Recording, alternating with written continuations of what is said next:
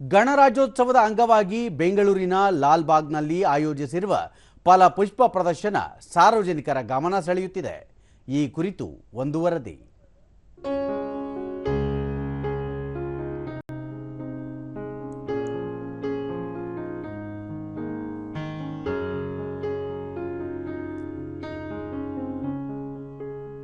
ಪ್ರತಿ ವರ್ಷ ಸ್ವಾತಂತ್ರ್ಯೋತ್ಸವ ಮತ್ತು ಗಣರಾಜ್ಯೋತ್ಸವ ಸಂದರ್ಭದಲ್ಲಿ ಒಂದೊಂದು ವಿಷಯವನ್ನು ಆಧರಿಸಿ ಬೆಂಗಳೂರಿನ ಸಸ್ಯಕಾಶಿ ಎಂದೇ ಖ್ಯಾತವಾಗಿರುವ ಲಾಲ್ಬಾಗ್ನಲ್ಲಿ ಫಲಪುಷ್ಪ ಪ್ರದರ್ಶನ ಆಯೋಜಿಸಲಾಗುತ್ತದೆ. ಈ ಬಾರಿಯ ಗಣರಾಜ್ಯೋತ್ಸವಕ್ಕೆ ಮಹರ್ಷಿ ವಾಲ್ಮೀಕಿ ಧ್ಯೇಯವನ್ನಿಟ್ಟುಕೊಂಡು ಫಲಪುಷ್ಪ ಪ್ರದರ್ಶನ ಆಯೋಜಿಸಲಾಗಿದೆ.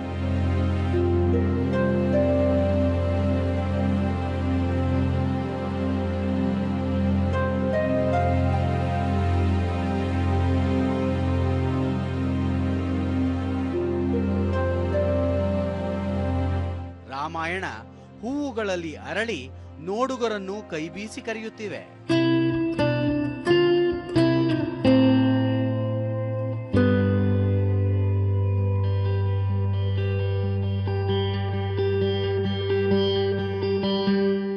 ತೋಟಗಾರಿಕಾ ಇಲಾಖೆ ಈ ಬಾರಿಯ ಗಣರಾಜ್ಯೋತ್ಸವಕ್ಕಾಗಿ ಹಮ್ಮಿಕೊಂಡಿರುವ 217ನೇ ಫಲಪುಷ್ಪ ಪ್ರದರ್ಶನ ಇದಾಗಿದ್ದು, ಒಟ್ಟು 2.5 ಕೋಟಿ ರೂಪಾಯಿ ವೆಚ್ಚದಲ್ಲಿ ಆಯೋಜಿಸಲಾಗಿರುವ ಪ್ರದರ್ಶನ ಇದೇ ತಿಂಗಳ 27ರವರೆಗೂ ನಡೆಯಲಿದೆ. ವಿದ್ಯಾರ್ಥಿಗಳಿಗೆ ಉಚಿತ ಪ್ರವೇಶಕ್ಕೆ ಅನುವು ಮಾಡಿಕೊಡಲಾಗಿದೆ.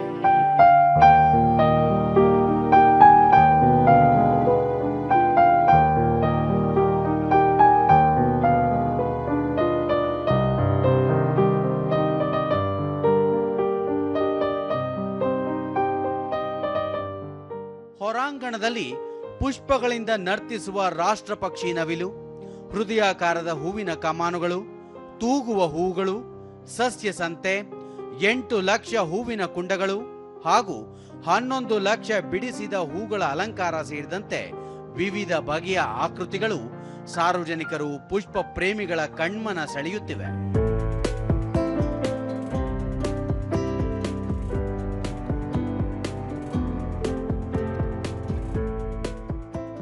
ಈ ಬಾರಿ ವಿದೇಶದಿಂದ ಹಾಗೂ ಹೊರ ರಾಜ್ಯಗಳಿಂದಲೂ ಅಪರೂಪದ ಹೂವುಗಳನ್ನು ತರಿಸಲಾಗಿದೆ. 1.75 ಲಕ್ಷಕ್ಕೂ ಅಧಿಕ ಹೂವುಗಳು ಮತ್ತು ಎಲೆ ಜಾತಿಯ ಗಿಡಗಳನ್ನು ಪ್ರದರ್ಶನಕ್ಕೆ ಇರಿಸಲಾಗಿದೆ. ವಾಲ್ಮೀಕಿ ಎಂದರೆ ಸಂಸ್ಕೃತದಲ್ಲಿ ಹುತ್ತ ಎಂದರ್ಥ.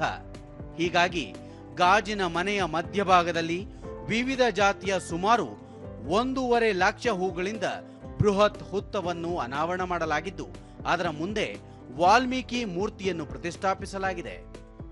ಇದು ಗಾಜಿನ ಮನೆಯ ಪ್ರಮುಖ ಆಕರ್ಷಣೆಗಳಲ್ಲಿ ಒಂದಾಗಿದೆ.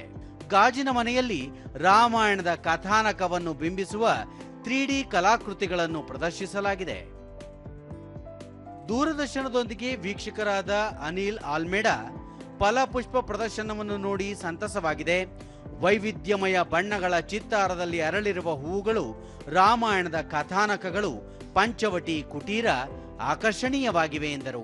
ಫಲಪುಷ್ಪ ಪ್ರದರ್ಶನ ನೋಡಿ ತುಂಬಾನೇ ಖುಷಿ ಆಯ್ತು ಮನಸ್ಸಿಗೆ. ಅದಲ್ಲದೆ ನನ್ನ ಮಕ್ಕಳ ಜೊತೆ ಎಲ್ಲ ಕರ್ಕೊಂಡು ಬಂದಿದ್ದು, ಅವ್ರಿಗೂ ತುಂಬಾನೇ ಖುಷಿ ಆಯಿತು.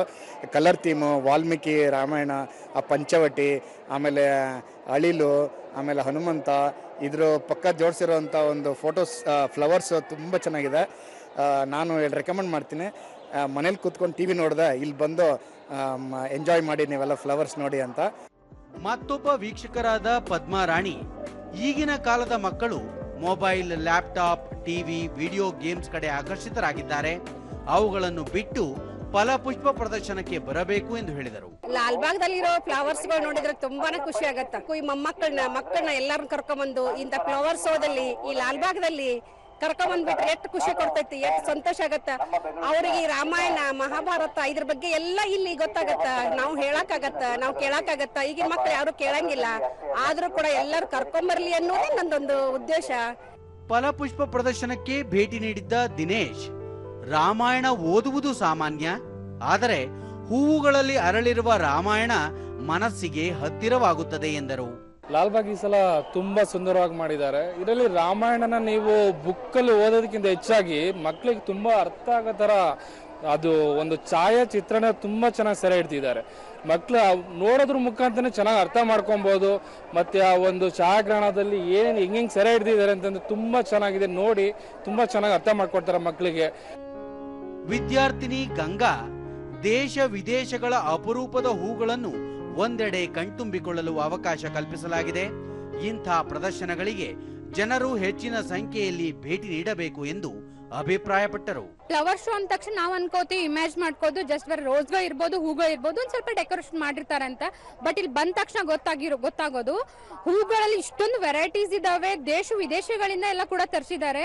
ಸೊ ಹಂಗಾಗಿ ಬಂದು ನೋಡಿದ್ರೆ ನಮ್ಗೆಲ್ಲ ಅರ್ಥ ಆಗುತ್ತೆ ಚೆನ್ನಾಗಿ. ಅಂಡ್ ಹೇಳೋರ್ಕಿಂತ ನಾವು ಪ್ರತ್ಯಕ್ಷವಾಗಿ ಕಂಡ್ರೆ ಅದು ನಮ್ಗೆ ತುಂಬಾನೇ ಚೆನ್ನಾಗಿದೆ. ಈ ಫ್ಯಾಮಿಲಿ ಆಮೇಲೆ ಎಲ್ಲಾರು ಬಂದು ನೋಡ್ಬೋದು. ಮಕ್ಳಿಗೆ ಕರ್ಕೊಂಡ್ ಬರೋದು ಮೇನ್ ಅಂತಂದ್ರೆ ಮಕ್ಳಿಗೆ ಕರ್ಕೊಂಡ್ ಬಂದು ತೋರಿಸಿದ್ರೆ ತುಂಬಾನೇ ಚೆನ್ನಾಗಿದೆ. ಪ್ರವಾಸಿಗರಾದ ಶಕುಂತಲಾ ಬಾಗಲಕೋಟೆ ದೈನಂದಿನ ಕೆಲಸದ ಜೊತೆಗೆ ಮಹಿಳೆಯರು ಮಕ್ಕಳು ಇಂತಹ ಸ್ಥಳಗಳಿಗೆ ಬರುವುದರಿಂದ ಮನಸ್ಸಿಗೆ ಶಾಂತಿ ದೊರೆಯುತ್ತದೆ. ಇಲ್ಲಿರುವ ಪ್ರತಿ ಹೂವು ಕೂಡ ಅಪರೂಪ ಮತ್ತು ಆಕರ್ಷಣೀಯವಾಗಿದೆ ಎಂದು ಹೇಳಿದರು. ಸಾಕಷ್ಟು ಚೆನ್ನಾಗಿದೆ. ಮಕ್ಕಳಿಗೆಲ್ಲ ಇದನ್ನ ತೋರಿಸ್ಬೇಕು, ಮಕ್ಕಳೆಲ್ಲ ಕರ್ಕೊಂಡು ಬರ್ಬೋದು. ರಜೆ ಇತ್ತು ಅಂದ್ರೆ ಬರೇ ಮೊಬೈಲು ಮೇಲೆ ಚಿಂಟು ಟಿವಿ ಅನ್ಕೊಂಡು ಮನೆಯಲ್ಲಿ ಟಿವಿ ಒಳಗೆ ಗಮನ ಮಕ್ಕಳಿಗೆಲ್ಲ. ಈಗ ಈ ಕಡೆ ಹೊರಗೆ ಕರ್ಕೊಂಡು ಬಂದರೆ ತುಂಬ ಚೆನ್ನಾಗಿದೆ, ನೋಡುವಂಗಿದೆ. ಒಂಬಿಟ್ಟು 2 ಸಾರಿ ನೋಡಬಹುದು. ತುಂಬ ಖುಷಿ ಆಯಿತು ನೋಡಿ.